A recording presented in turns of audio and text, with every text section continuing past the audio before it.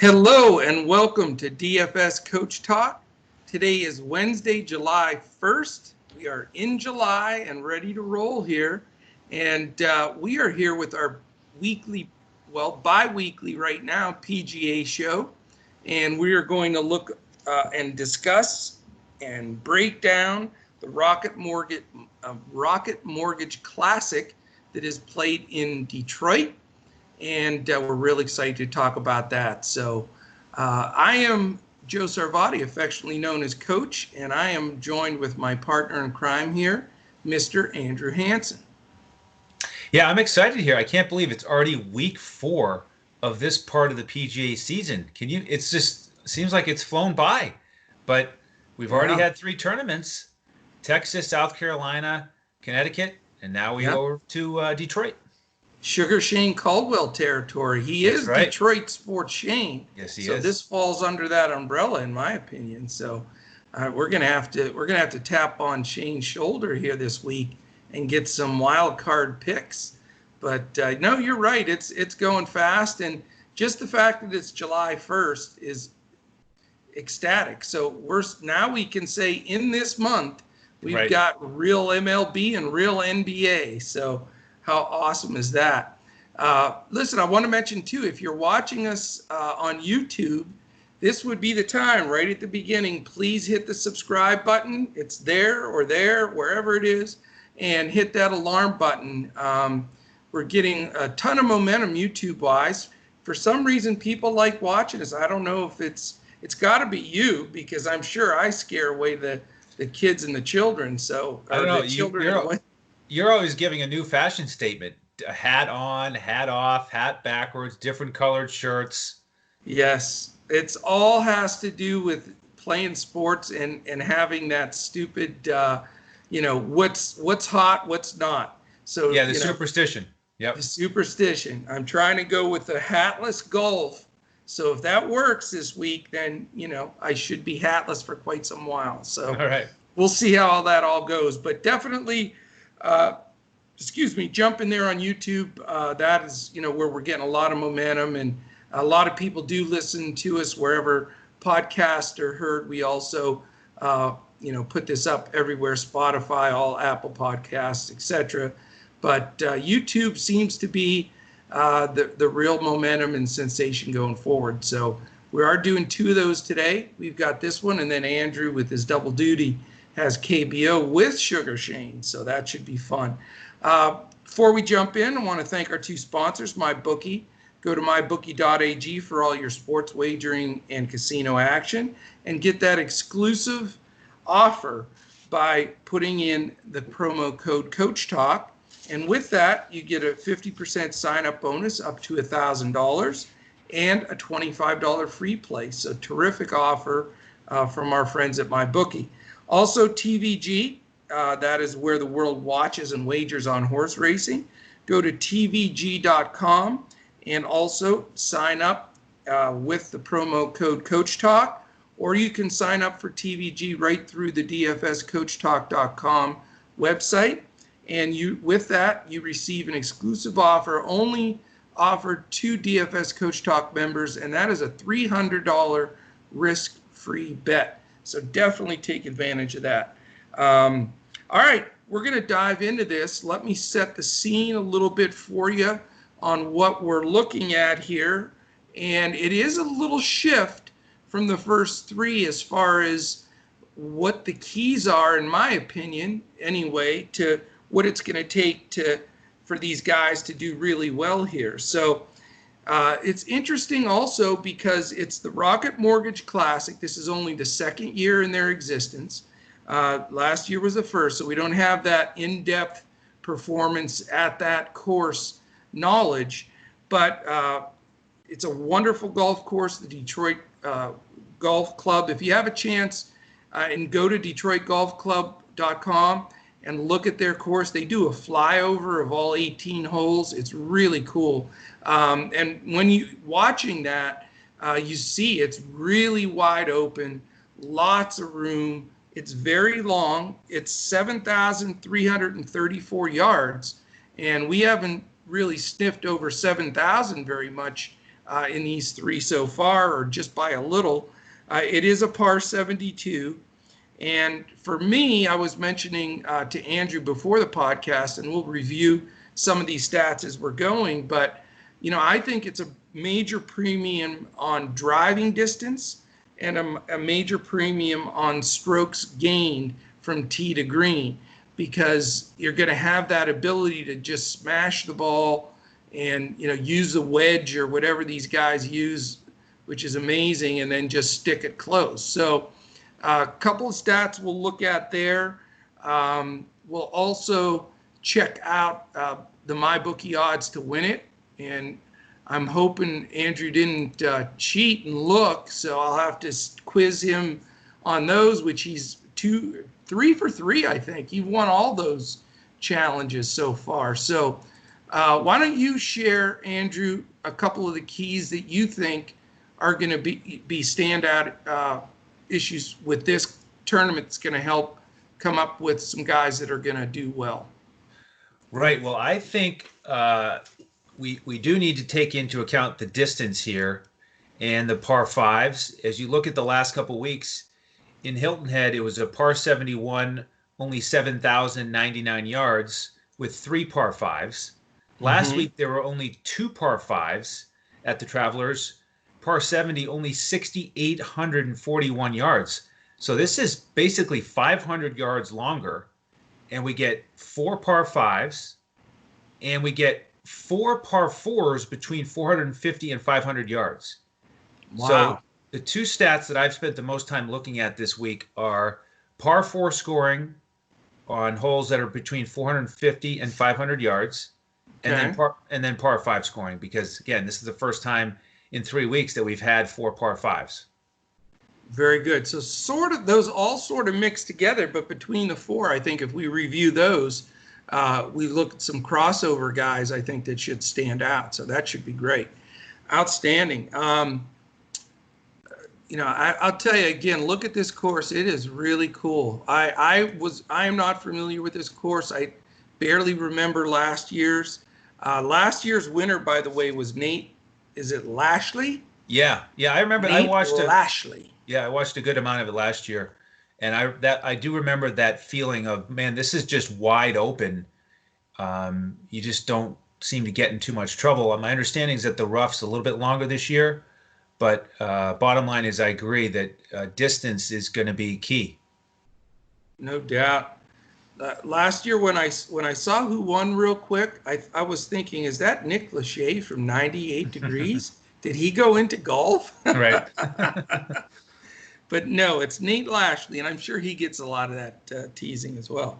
All right, let's dive right into a couple of these stats, because I'll jump in on driving distance, because this is just strictly going to be key. I mean, you're going to see drivers like crazy, whereas, if you watched a lot of DJ this past weekend, DJ hit a lot of 3-woods, and there were a lot of guys using irons, just getting position.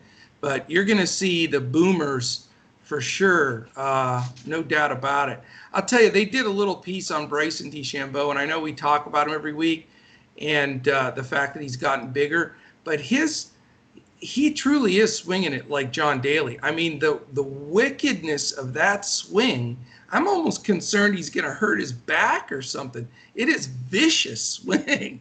Well, I heard an interview in the last few days here where he talked about how much he has paid attention to training all of the muscles in his body so that they work together and that he can avoid injury. And he's really taken a deep dive on the science.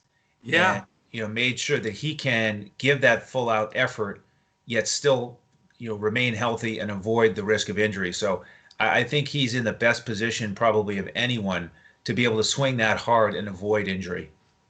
I mean, I saw John Daly play in person, and it was really hilarious. I followed him around. That dude, I mean, he's a chain smoking, just crazy dude, but man, does he let it rip. And Tiger, in his best days, of course, used to let it rip. But I honestly think, I mean, if you really watch it, watch the viciousness of that swing. I don't know if I've ever seen that type of club head speed. And they even showed the freeze frame of his driver, and it was bent like a banana because the force of coming down. I couldn't get over it. But I say all of that to tell you, guess what? He's not first he's second in driving distance. Would you believe that? Okay, for the season? For the season. He is 320.1 average off the tee. But somebody is higher, and I'm not even going to do the coach's quiz on you because you're not going to get it. Believe it or not, it's Cameron Champ. Oh, yeah. Okay. 320.8. And then a few other guys, because there's some guys that could sneak in here. Eric Van Rooyen is 315. Curt Kitayama, who's starting to play some golf, 315. And then you have a couple of weird guys, Ryan Brehm and Grayson Murray, that are pounding it. And then you've got the common guys you would expect. Bubba Watson, 313. Rory Mcilroy is also 313. Then you got Jason Kokrak, Brandon Haggy, Scotty Scheffler, Mr. Matthew Wolff, who has not played good golf, but Adam Scott, Sam Burns, little old Tommy Fleetwood in that 160-pound body. I don't know how he's hitting it, 310. And then the last guy, Brooks Koepka, on that top list. And I'll mention one guy right below, Gary Woodland, at 308. So some value guys possibly.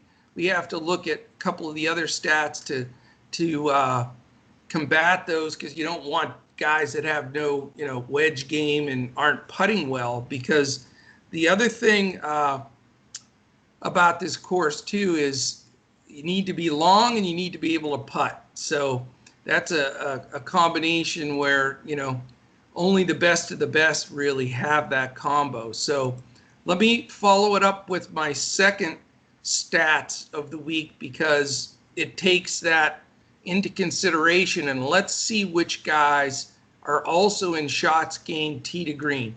By the way, officially, this is my favorite statistical analysis category to look at. You can't hide, in tee to green. If you look at shots gained tee to green and look up putting, I mean, you can almost base it off of those two things alone. But all right, shots gained tee to green.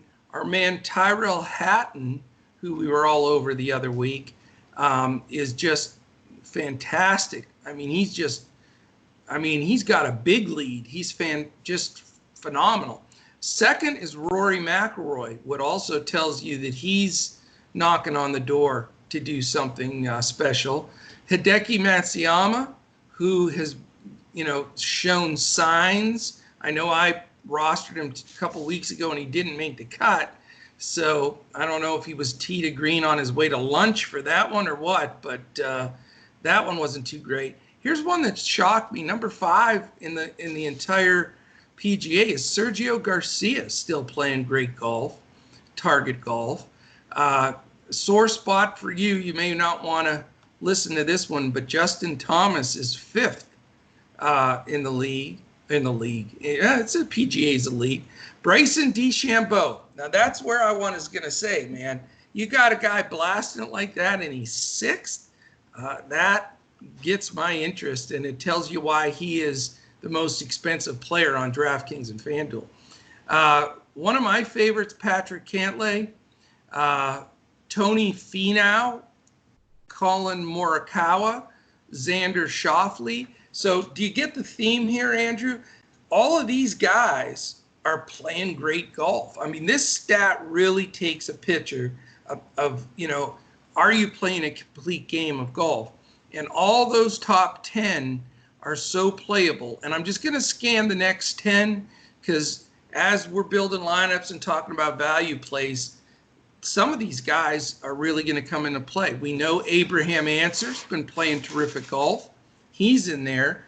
Joel Damon, he's been terrific. Webb Simpson, Harold Varner. It's almost like the money list for what's gone on so far. Paul Casey, John Rahm, Daniel Berger, of course, Mark Leishman, who fell apart for me on Sunday, Harris English, and Joaquin Niemann. So those are big names. You know, if you want to review those on your own, just go to PGA.com and shots gained tee to green, because I'm telling you, it's a great way to look at consistency. And if we're looking for those big bombers, and you can get a guy that's super long and is still making it in the top part of this category, you've got some guys that can score low. Yeah, and it's funny. You mentioned Bryson being at the top of driving distance, being right at the top 10 of tee to green, and he happens to be right near the top in both of my stats as well. So wow. Par 4 efficiency, he is 6th, and par 5 scoring, he's tied for 13th. So everything across the board, tee to green, just getting driving distance, scoring, he's just getting it done. So like you said, no wonder he's the most expensive on both sites. But let me scan through some of the best guys this season, par 4 scoring, 450 to 500 yards, who are playing this week. Webb Simpson is actually number 1. He's also remember this tournament before last, he was rolling in 50 footers, for God's sakes. Yep. He's also number 2 in par 5 scoring. So, this course sets up perfectly for him. He didn't play here last year, but he's coming off a win 2 weeks ago, so he makes a lot of sense. Absolutely. Bubba Watson is 2nd in par 4 efficiency for those longer par 4s. Terrell Hatton is 3rd. You mentioned him in tee to green. Yeah. Brandt Snedeker, we haven't mentioned him yet. He's 4th on the long par 4s, and last year he was tied for 3rd in this tournament. Yeah. 7,900, good value there. Hudson Swafford, okay, here is an under-the-radar value play. He's 5th this year in that scoring category. He's only 6,400. That's a golf name if there ever was one. Yeah, seriously. On the team, Mr. Hudson Swafford. So Bryson is number 6. We've talked about him. Victor Hovland, number 7 in this category. And I'm a big fan of his. I think he's kind of guy that's going to win a major. I really do. He's still a baby too. He is, and he's really got things going in his direction. Last 3 weeks, tied for 23rd, tied for 21st, tied for 11th, and he played last year here and was tied for 13th. So nice. A lot of things going in his favor. Adam Hadwin is 13th on this list. Tony Finau is 16th, and you mentioned him in the tee to green. He's also a big bomber. Patrick Reed is 18th on this list, and last year he tied for 5th in this tournament. Kevin Na is 20th, and that one surprised me a little bit because you just don't think of him as a big hitter. He's so slight. Yeah. You think of him more as a really good putter, and last week he was really heating up on the greens. He was 6th in strokes gained putting, and his scoring went 66, 66, 65, 67. Yeah, and he made a nice run at the Colonial, if you remember, as well. The defending champ.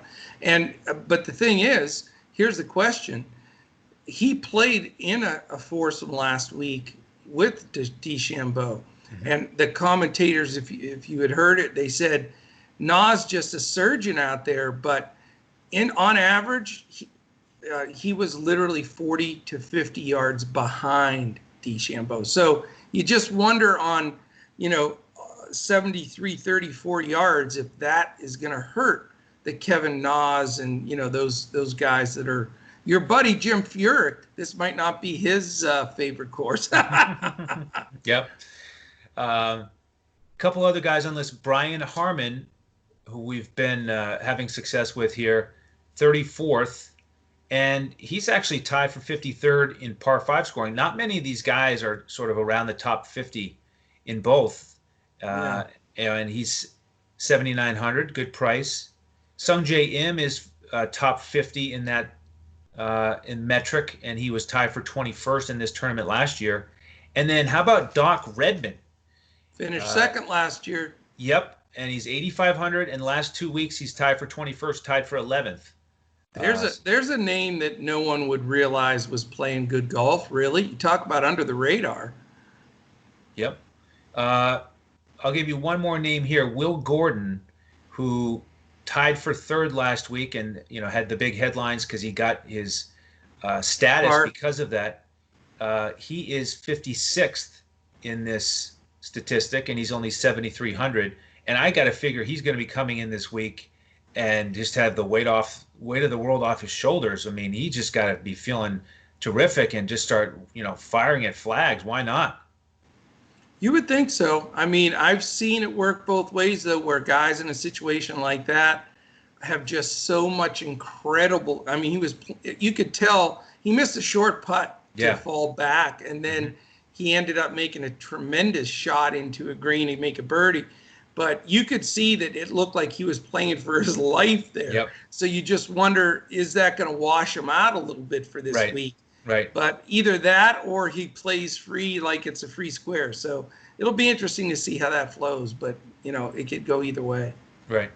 All right, let me transition to par 5 scoring here because we have. And this is going to be key. You're going to have a lot of eagles, I think, with the long hitters. Right. So Webb Simpson, number 2 in this stat for the season, like we mentioned. Alex Noren is number 6. He is 7,800. Wow. And he's no youngster either. He's been around a while. He's a veteran. 2 weeks ago, he was tied for 21st. He didn't play last week. Yeah. Hideki Matsuyama, who you mentioned, he's 12th in par 5 scoring. Yeah. Bryson is tied for 13th, like we said. Nate Lashley, who won it last year, tied for 13th. From 98 degrees. There you go. Rory Sabatini is 26th. He finished tied for 3rd here last year. Scotty Scheffler is tied for 26th. He's in the field. Luke List is tied for 36th. He's only 6,700, and he won on the Corn Ferry earlier in June.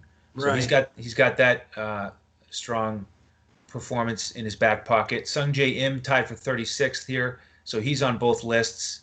Bubba Watson, as you might expect. Brian Harmon, and then again Terrell Hatton tied for 53rd. Interesting. So those are the ones I made notes on. I love it. And since we want to give the full, complete picture, I have a last category that sort of brings yours and mine together, and that's just flat out putting. Who are the best putters right now on tour? And I won't go through all the names, but guys that we have talked about on these other statistical analysis, if they fall on this one too, you got to put a star by them. Number 2 in the entire PGA is Terrell Hatton. Tyrell Hatton. I don't know if it's Terrell or Tyrell. Is it? I think it's Terrell. Terrell Hatton. Yep. Yeah, that's it. Terrell Hatton. He's number 2, which he was on a lot of those other categories. A guy that's been knocking on the door, driving these sort of nuts 4th is Patrick Reed, and so he's made some of those other ones. Your buddy Kevin Na, 6th. Yep. So that's another star by him.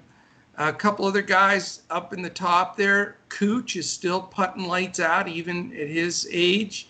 Daniel Berger, and here's another guy. This may be the other hot player to pick, and that's Webb Simpson. He's doing everything right now. He is on fire. And a couple other mentions because I think there's some value here. Brant Snedeker is putting very well. And believe it or not, 23rd on the list, Bryson D Shambo.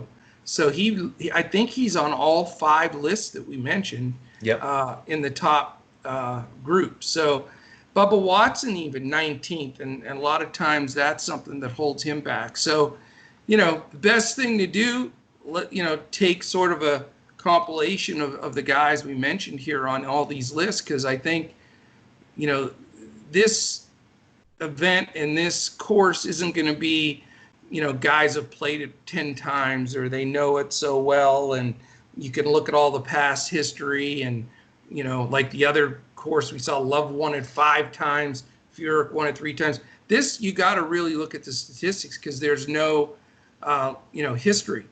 You can certainly count some of last year, but talk about a small sample size, 1. So, you don't know a lot of the other things that were going on then. So, some good stuff. All right, we're in the coach's quiz corner now. I'm not going to count the first 3 because they're too easy. Now, first of all, let me say this. Bryson D Shambo is the largest favorite of any of the tournaments thus far this season. I'm not just talking since the return. I'm talking the end of 19 into 20 wraparound. He's only plus 600 to win the whole dang thing. I mean, it's not even close. We haven't seen anybody under 1,000. So he is a chalk city favorite. Of course, Webb Simpson at 1,200.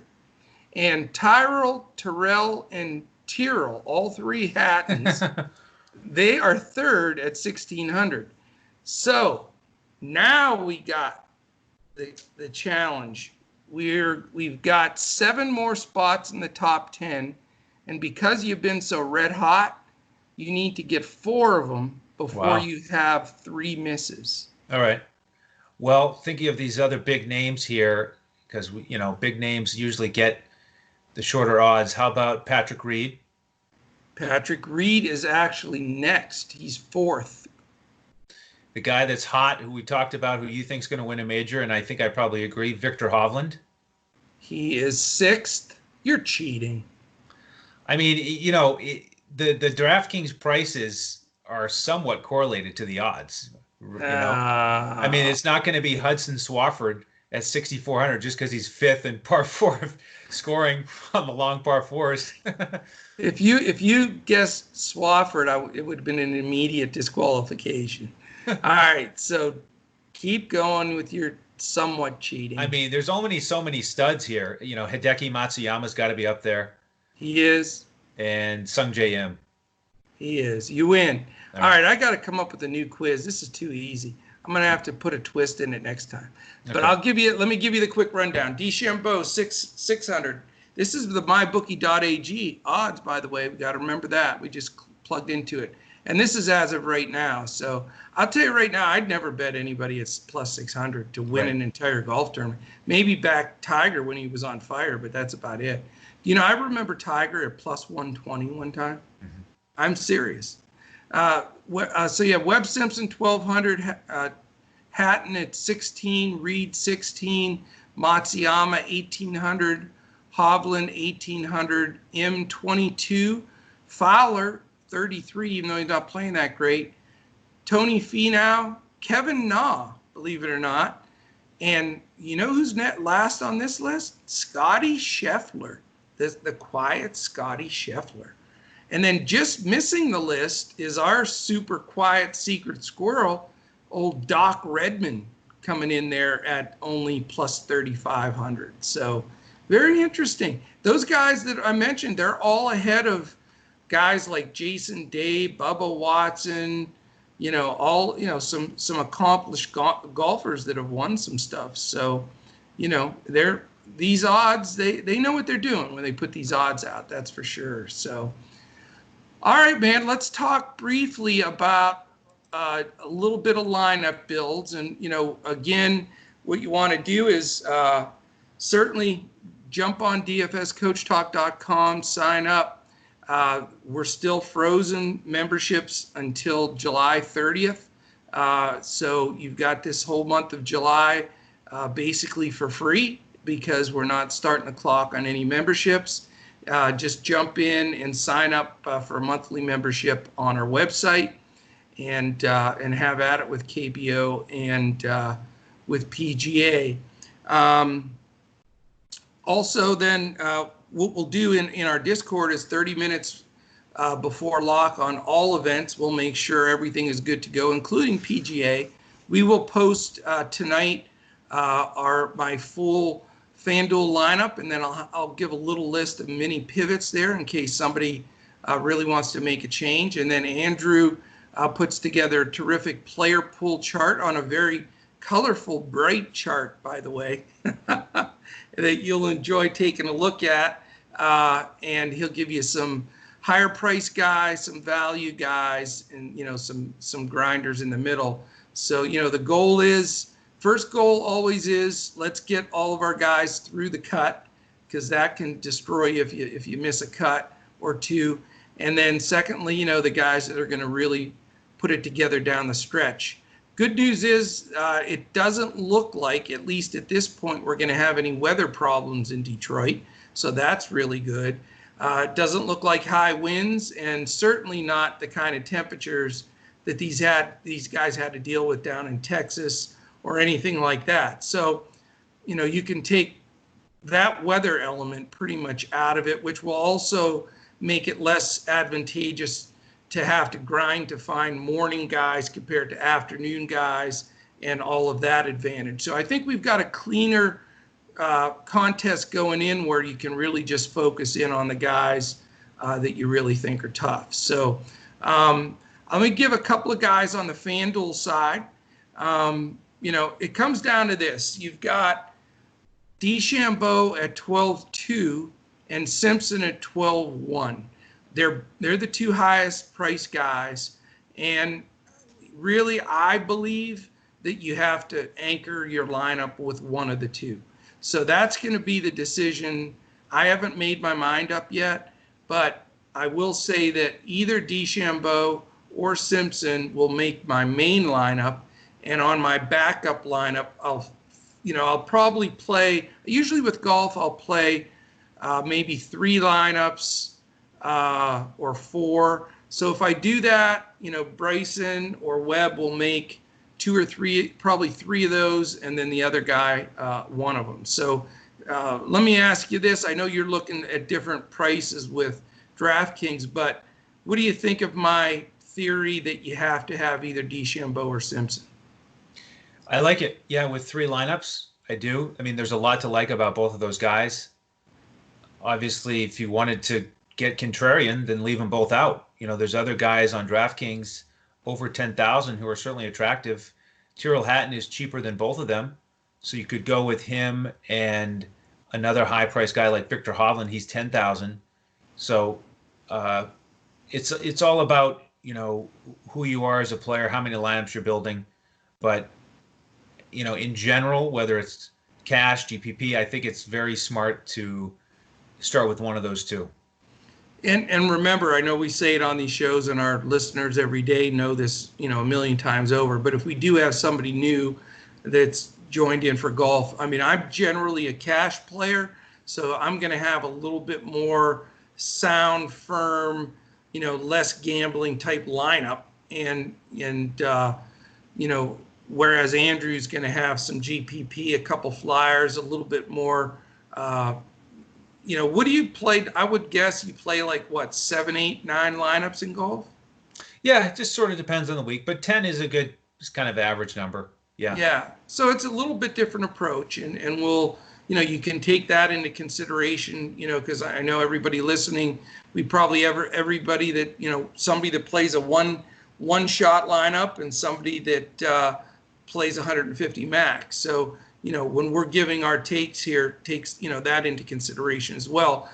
The reason I feel so strong about DeChambeau or Simpson, and I would love to put both in, but I don't know if that's going to be feasible, but there's not a huge difference. It's about $1,000, but you've got the combination of this next level of Reed, Hatton, Matsuyama, Hovland, Fowler, Finau, Scheffler, Na, Watson, and even JT Poston, which is interesting, and Doc Redman.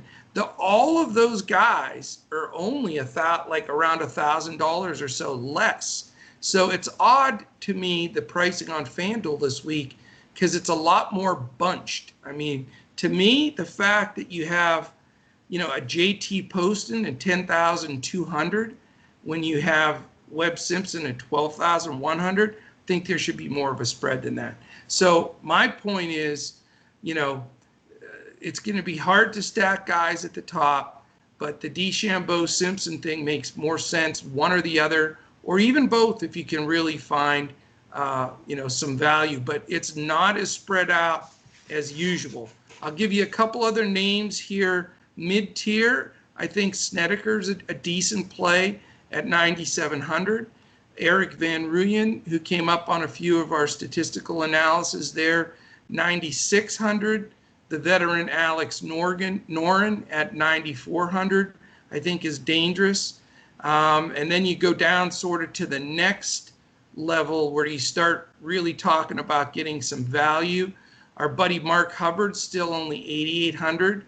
Your man Tyler Duncan, 8,700. That's some good pricing on those guys. The defending champ Nate Lashley's only 8,500. So that's somebody that you may want to take a look at. And then it starts getting down to more of the GPP guys that you can take a run with. Wesley Bryan did a nice job for us last week. He hung in there all the way through. He's only 8,000.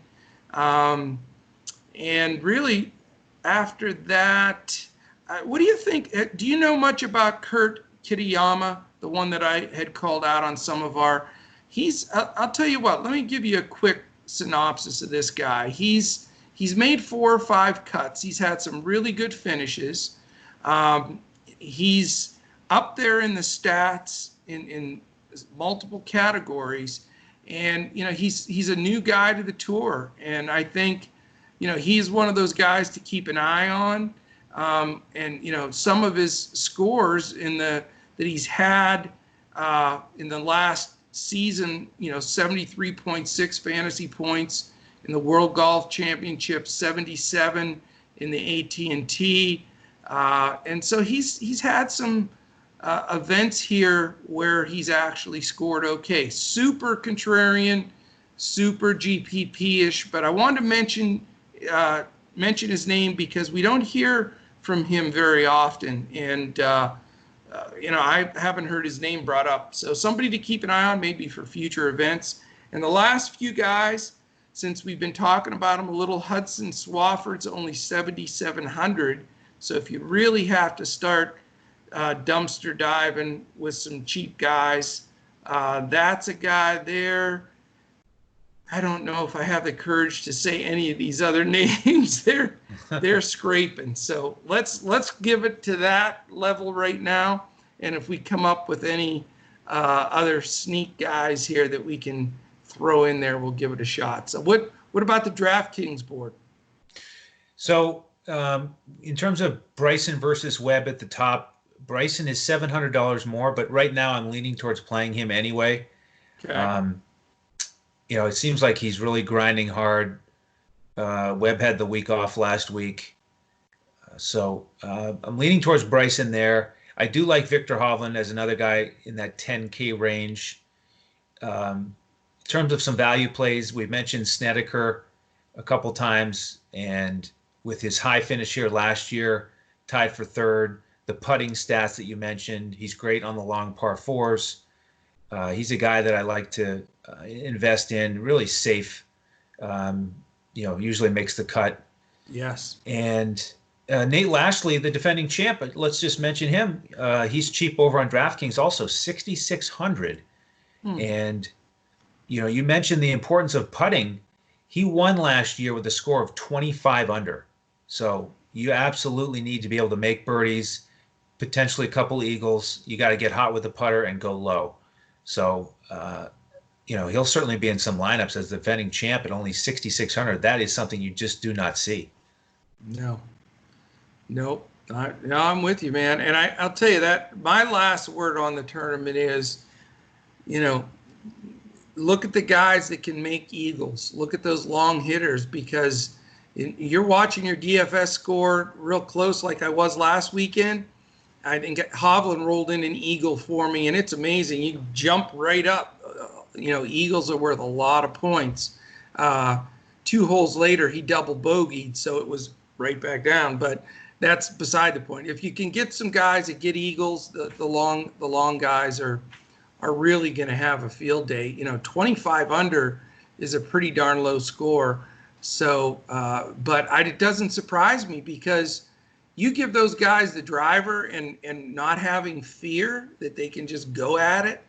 Because you can, like I say, you hit it 50 yards to the right, you could just hit it back on over. It's, you and I may even hang in there out there for a little bit as opposed to some of these courses they've just played. So don't be afraid of the long hitters. Don't be afraid of the guys capable of an eagle.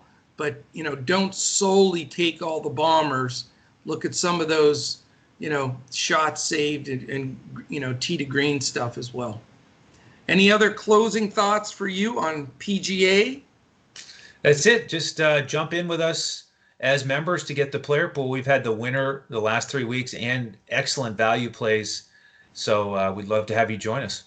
Yeah, we had first and second last week, which was pretty cool in our player pool. So definitely jump in. We want to thank our sponsors, MyBookie. Go to mybookie.ag and TVG as well, tvg.com. Don't forget, again, if you haven't done it already, we ask you to please hit the subscribe and that little alarm, because that's going to be the key to getting these podcasts, being able to hear when they're posted.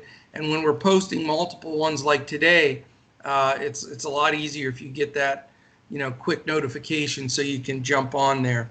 Also on Twitter, we're at DFS Coach Talk. You can listen to all of us on there. I'm at Joe Sarvadi, JoeSarvadi. He is at Language Olympic. And DET Sports Shane is our man Shane Caldwell, who's in the backyard of the PGA event this week. Also, we want to always mention our favorite charity, MambaOn3.org, all spelled out, MAMBAONTHREE.org. And that is always an inspiration to us. So that's it. Check out our PGA show. We're going to be posting it here in just a bit. And then take a little break and jump back on for the best looking duo that we have in podcasting. And that's Sugar Shane and Andrew, as they do KBO this tonight. And we try to keep that momentum going. So I think that's it, man. Any last words? Thank you all for joining us. Fantastic. Well, thank you for listening in. For PGA, we'll be back again on Friday just to set up the weekend slate for you and hopefully be bragging about all our guys making the cut, which would be wonderful. And then we'll be with you with KBO through Saturday. So thanks again. Listen, subscribe, rate, review, 5 stars, likes, all of that makes a big difference.